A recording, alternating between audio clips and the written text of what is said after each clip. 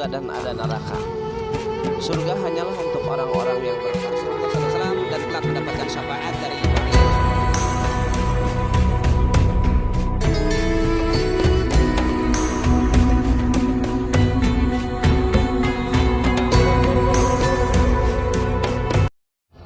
Assalamualaikum warahmatullahi wabarakatuh. Alhamdulillahirabbil alamin.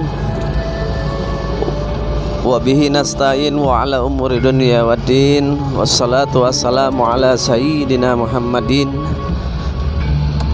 wa ala alihi wa sahbihi ajmain. Amma ba'du.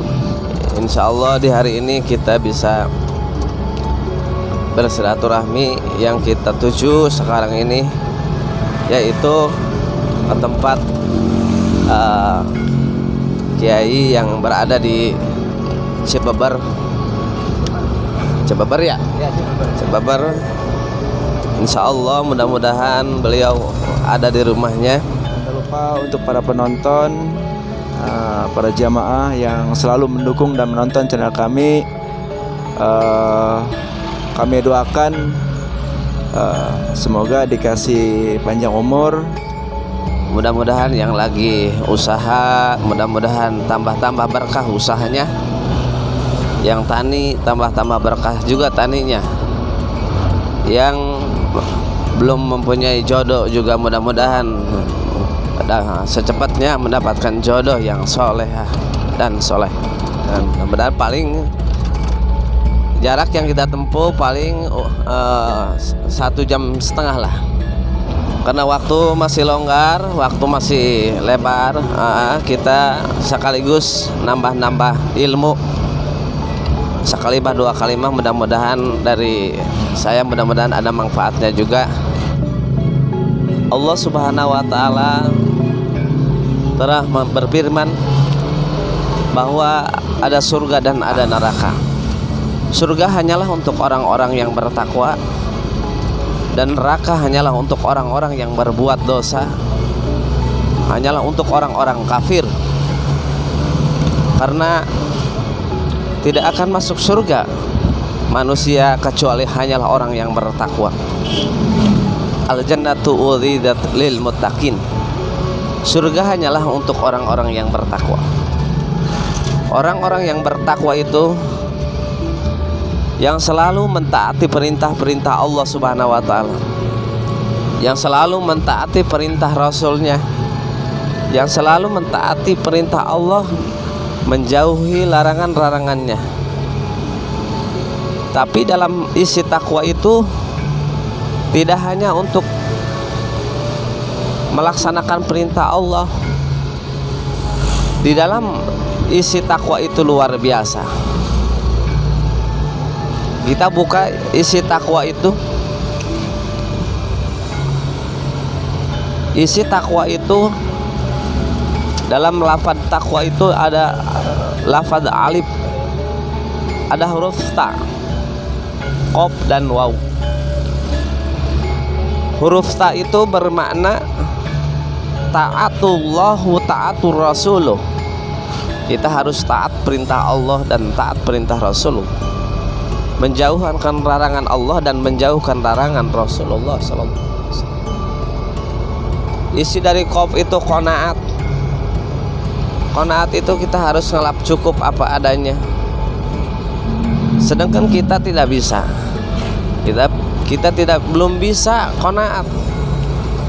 Dan terakhir huruf waro itu yang artinya kita harus afik dalam urusan apapun, afik dalam ibadah, afik dalam berpakaian, afik dalam makanan, afik dalam ucapan, khususnya hakul adami, sesama manusia kita harus saling menghormati dan menghargai.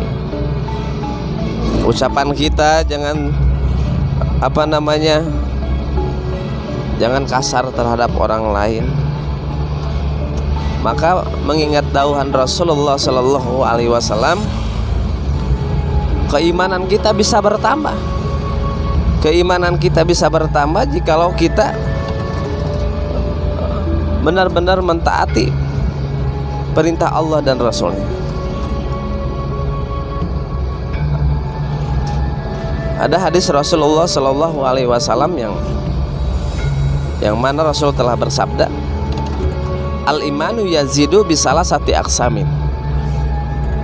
Al imanu yazidu bisalah sati aksamin.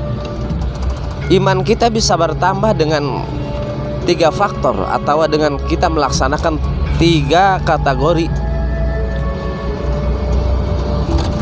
Yang pertama, aqwalu khair. Kita harus, ucapan kita harus baik-baik. Tata bicara kita harus sopan santun.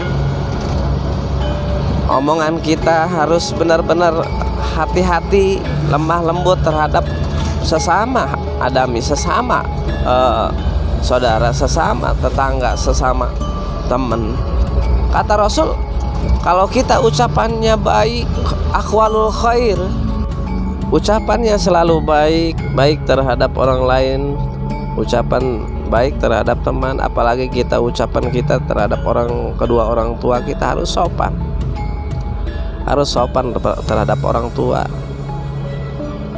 Ketika kita melaksanakan apa yang diperintah Rasulullah SAW dengan ucapan yang baik, itu bisa yazidu bil imani, bisa menambah-nambah keimanan kita, bisa bertambah-tambah keimanan kita. Kalau sudah bertambah keimanan kita, tentulah bisa bertambah ibadah kita dan bisa bertambah mahabbah kita kepada Allah Subhanahu wa Ta'ala. Semakin iman kita bertambah, semakin kita lebih dekat kepada Allah dan Rasul. Tapi sebaliknya, semakin ucapan kita jelek,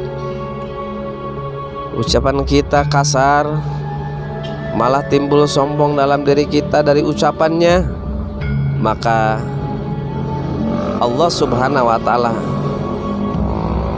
semakin jauh terhadap kita. Yang kedua, kata Rasul, keimanan bisa bertambah jikalau kita lihurmati jironi, yaitu menghormati tetangga. Kita selalu menghormati tetangga, selalu baik terhadap tetangga sebelum baik terhadap yang lain, terutamanya tetangga dulu kita, ya. Gitu. Kita punya apa saja, kalau pengen lebih baik sama tetangga, kita kasih, ya. Punya makanan lebih, kita kasih tetangga, lebihnya kita kasih sama orang lain yang membutuhkan. Punya harta, itu lihurmati jiran, menghormati tetangga. Itu kata Rasul. Kata Rasul, kita harus saling menghormati sesama kaum muslimin wal muslimat. Jangan pun Islam, tetap kita menghormati orang Kristen juga, non Islam juga, kita harus saling menghormati. Itu termasuk akhlak. Saudara kaum muslimin wal muslimat di mana aja berada, yang melihat ikhwan panmili, mudah-mudahan satu kalimah, 2 kalimah, mudah-mudahan ada manfaatnya dari kita dan bisa kita merenungi. Yang ketiga, dihormati. Yang ketiga, memuliakan tamu-tamunya. Ketika kita kedatangan tamu, kita selalu memuliakan. Selalu memuliakan. Di antaranya yang bisa menambah keimanan kita, kita selalu memuliakan kepada tamu-tamu. Rasulullah Shallallahu Alaihi Wasallam menganjurkan kita harus selalu memuliakan tamu, baik tamu yang punya maupun tamu yang enggak punya, baik tamu yang miskin maupun yang kaya. Tidak selalu membeda-bedakan orang tersebut. Kalau bisa melaksanakan perintah Rasul, tentulah yajidul iman, tentulah akan bertambah-tambah keimanan. Mudah-mudahan keimanan bertambah, ibadah kita bertambah, dan selalu bertambah, selalu lebih dekat kepada Allah Subhanahu wa Ta'ala. Dan ada juga 3 perkara yang dimurkai oleh Allah Subhanahu wa Ta'ala. 3 perkara yang tadi, 3 kategori yang bisa menambahi keimanan kita. Yang 3 perkara bisa bertambah-tambah keimanan kita. Tapi 3 perkara juga bisa menjauhkan diri kita kepada Allah dan Rasul. Malah kata Allah 3 perkara, malah kata Rasul 3 perkara yang termasuk murkanya Allah Subhanahu wa Ta'ala. Allah murka terhadap orang tersebut jikalau orang tersebut melaksanakan 3 perkara, diantaranya 1, al-kidbu, orang banyak berbohong. Sedangkan berbohong itu luar biasa. Saya juga kadang-kadang ya berbohong sama istri. Seorang suami berbohong terhadap istri, dan istri juga sering berbohong terhadap suami. Itu diantaranya apal yang paling dimurkai oleh Allah, yang paling dipika-bendu oleh Allah, yaitu diantaranya al-kidbu, berbohong. Sedangkan berbohong itu udah lumrah. Pemuda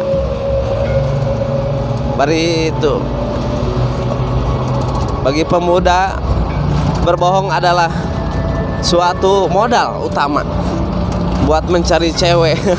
Ya Pak Haji ya. Dulu waktu saya muda memang saya sering berbohong. Memang saya belum ya pengen Kembali perempuan. iya mengomali perempuan karena saya suka sama dia. Jadi modal utamanya berbohong ya. Berbohong. Terus orang yang poligami punya istri 2 dan 3 itu sebenarnya modal utamanya berbohong duluan. Berbohong dulu ya. Tapi alhamdulillah sekarang udah tahu ya, hukumnya berbohong itu termasuk dosa besar sebenarnya. Termasuk dosa besar. Ya, berbohongnya sedikit. Ya lama-lama kan kalau diseringin kan bisa banyak Pak Haji ya. Ya. Gitu. Alhamdulillah Pak Haji sekarang jarang lah berbohong ya. Jarang. Ya. Maka bagi pemuda yang belum punya pacar ya, atau yang udah punya pacar juga, itu modal utamanya berbohong ya. Kadang ditelepon sama pacarnya, di mana? Saya lagi di rumah tidur, padahal dia sama cewek yang kedua. Ya. Terus ditelepon sama cewek yang kedua, bilang di mana? Lagi tidur. Padahal lagi jalan sama cewek yang ketiga. Ya. Terus jadi Berbohong itu ada habisnya ya. Berbohong itu tidak ada habisnya.